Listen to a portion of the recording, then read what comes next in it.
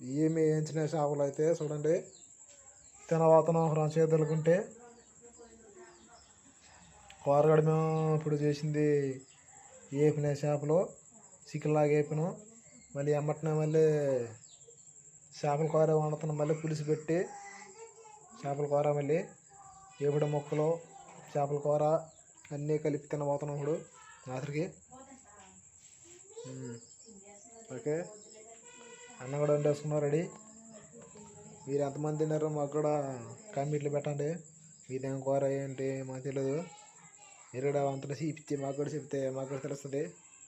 Okay మేమైతే ఏదైనా ఉందంటే తిండేది మేము దీని ముందు మేమైతే గ్యాస్ మీద అంతనా ఇలా కూడా గ్యాస్ మీద అయితే ఉంటే మేము రాత్రి అయితే పందులు కూడా వండేసుకున్నాం. పందులోనే లేట్ కాకుండా పందులో వండేసుకున్నాం. చూడండి వేపిన ముక్కలు గురం చేతులు అంటే చేపల కూర కూడా ఉడికిపోతుంది. పొయ్యి ముందు ఉడుకుతుంది అది చేపల కూర. ఓకే మూత అయితే వేస్తున్నాను.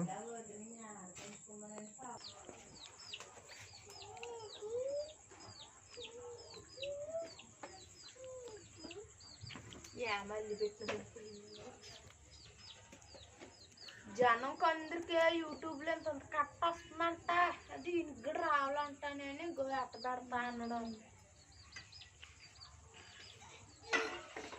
మనుషులు పైకి లేకుండా కూర్చొని చూడు ఎట్ట తీస్తా అన్నాడు చూడు.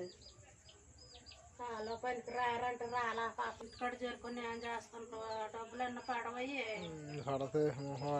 పేరు మీద రావచ్చుగా